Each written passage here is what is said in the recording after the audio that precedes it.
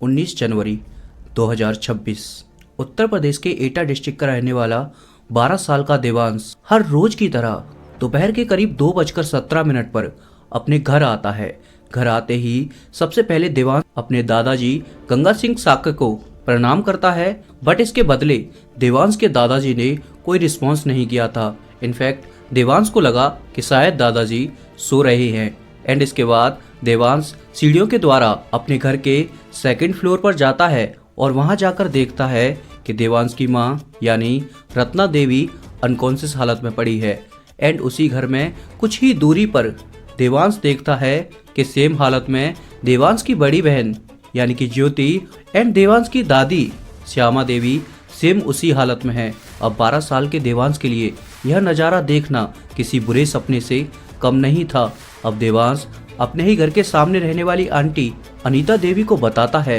And जब देवांश के घर जाकर उसकी आंटी इस नज़ारे को देखती हैं तो उनके पैरों तले जमीन ही खिसक जाती है, क्योंकि एटा डिस्ट्रिक्ट के नगला प्रेमी विलेज में बने इस घर के अंदर एक ही परिवार के रहने वाले सदस्यों की 4 डेड बॉडीज पड़ी थी। अभी देवांश की अनीता आंटी सबसे पहले इस घटना के बारे में अपने पति जसवीर सिंह को कॉल कर बताती है।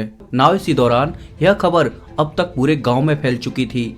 एंड इस सब की सूचना डिस्ट्रिक्ट पुलिस को दे दी जाती है और मौके पर एटा डिस्ट्रिक्ट पुलिस पहुंच जाती है। एंड चारों बॉडीज को देखने के बाद पुलिस नोटिस करती है कि श्यामा देवी की सांसें अभी भी चल रही है। पुलिस के द्वारा श्यामा देवी को तुरंत ही डिस्ट्रिक्ट हॉस्पिटल में एडमिट कराया जाता है, बट अफसोस एडमिट करने के कुछ समय बाद ही श्यामा देवी उसी हॉस्पिटल में अपना दम तोड़ देती है। जहां एक तरफ बाकी परिवार वालों का रो रो कर बुरा हाल हो रहा था, वहीं दूसरी तरफ डिस्ट्रिक्ट पुलिस को यह चिंता खाई जा रही थी कि आखिर कौन इस तरह से इतनी बड़ी घटना को अंजाम दे गया। आखिर वह कौन निर्दयी कातिल था जिसने एक साथ एक ही परिवार के 4 सदस्यों की हत्या कर दी। Welcome to a case book. My name is Ajay और आप लोग देख रहे हो उत्तर प्रदेश एटा केस की वजह।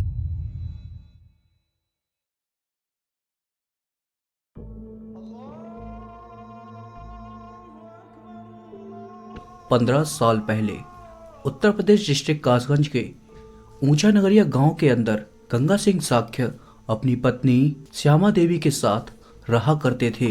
एंड काफी समय पहले इस परिवार के अंदर टोटल 4 लोग ही थे, जिसमें गंगा सिंह साक्य, उनकी पत्नी श्यामा देवी और उनकी बेटी नीलम देवी एंड एक बेटा कमल सिंह साक्य। एंड उसी दौरान गंगा सिंह साक्य ने अपनी बेटी नीलम सिंह साक्य की शादी करती थी। एंड इसके कुछ समय बाद ही अपने बेटे कमल सिंह साक्य की शादी रत्ना देवी के साथ कर दी।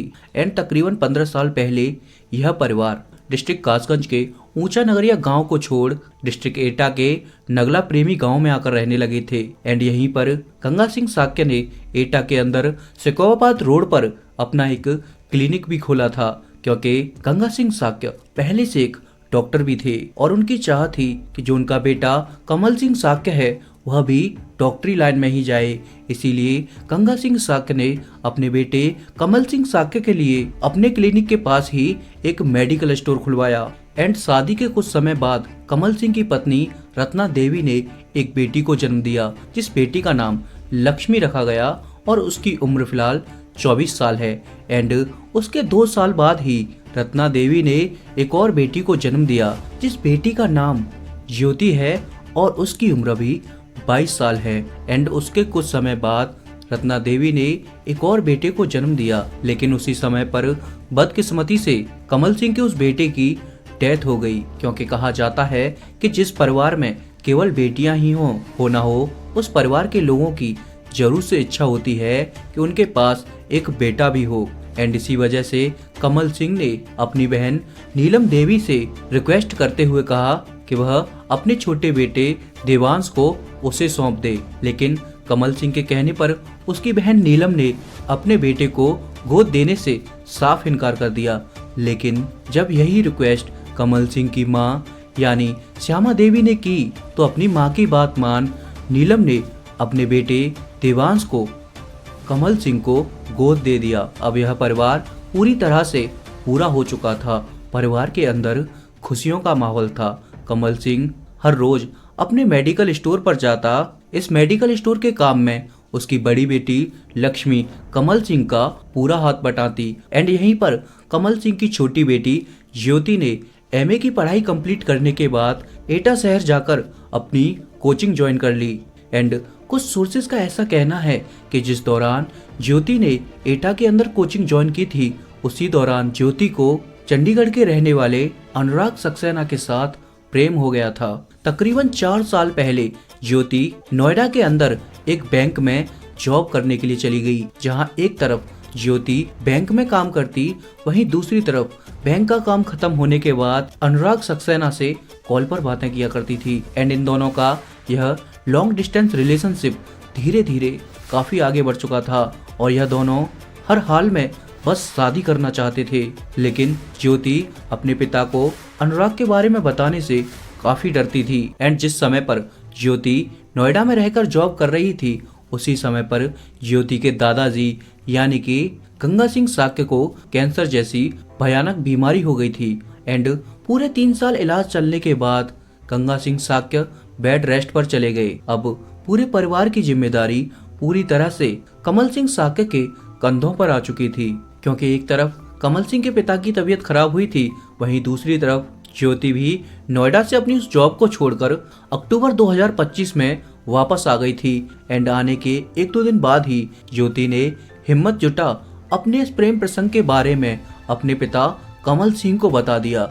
शुरुआत में तो कमल सिंह ने ज्योति की इस बात पर काफी गुस्सा किया, लेकिन ज्योति के आंसुओं को देख कमल सिंह साक्य को अपनी बेटी पर तरस आने लगा और उसने कहा कि चलो कोई नहीं, अगर लड़का अच्छे घर से है, अच्छा कमाता खाता है तो हमें कोई एतराज नहीं, हम उसकी शादी तुम्हारे साथ कर देंगे। एंड इसी दौरान परिवार की रजामंदी से 10 अक्टूबर 2025 को ज्योति और अनुराग की एंगेजमेंट हो जाती है। एंड एंगेजमेंट के कुछ समय बाद ही इनकी शादी की डेट फिक्स हो जाती है, जो डेट 10 फरवरी 2026 को तय थी। अभी एक तरफ ज्योति के पिता यानी कि कमल सिंह को अपनी बेटी की शादी की चिंता तो थी ही, वहीं दूसरी तरफ ज्योति के पिता को समाज और इज्जत का एक डर भी सता रहा था। उन्हें लगता था कि 4 लोग क्या कहेंगे कि तुमने बड़ी बेटी के होते हुए भी अपनी छोटी बेटी की शादी कर दी। एंड इसीलिए अगर जब कोई ज्योति के पिता से इस बारे में बोलता तो ज्योति के पिता समाज में अपनी इज्जत रखने के लिए लोगों को बता देते थे कि नहीं, ज्योति ही मेरी बड़ी बेटी है और लक्ष्मी छोटी बेटी है।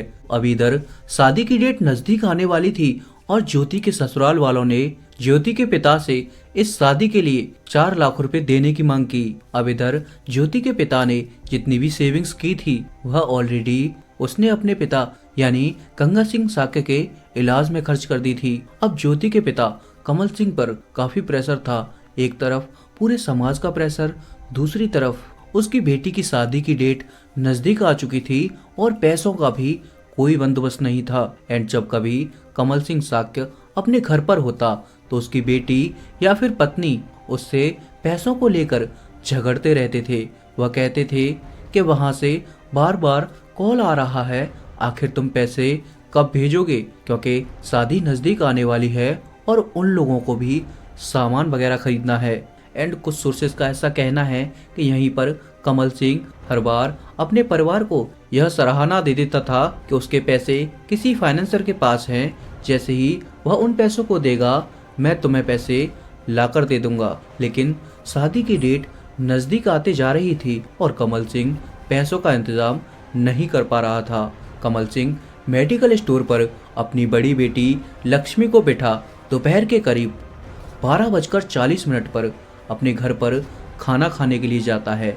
एंड इसी समय पर कमल सिंह की वाइफ उससे पूछती है क्या तुमने पैसों का जुगाड़ कर दिया, तो इस पर कमल सिंह मना करते हुए कहता है कि अभी मेरे पास कोई पैसे नहीं है, जैसे ही आ जाएंगे मैं दे दूंगा। कमल सिंह की वाइफ उससे और भी ज़्यादा लड़ने झगड़ने लगती है। एंड लड़ाई झगड़े के दौरान कमल सिंह अपनी वाइफ को धक्का दे देता है और वह फर्श पर गिर जाती है।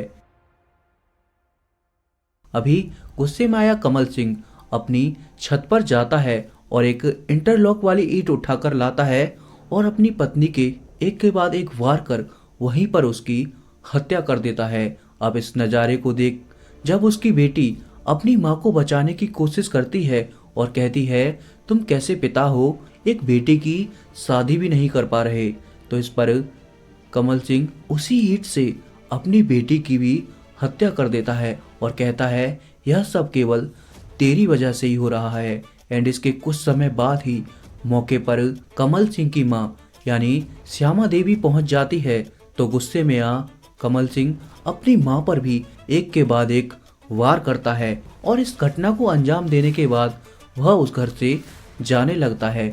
लेकिन जब वह नीचे उतर कर आता है तो देखता है कि उसके पिता गंगा सिंह साक्य बेड पर लेटे हुए हैं। एंड इसी दौरान वह सोचता है कि शायद पिताजी इस सब के बारे में किसी को बता ना दें, इसीलिए वह बिना ज़्यादा वक्त गवाए उसी ईंट से अपने पिता की भी हत्या कर देता है।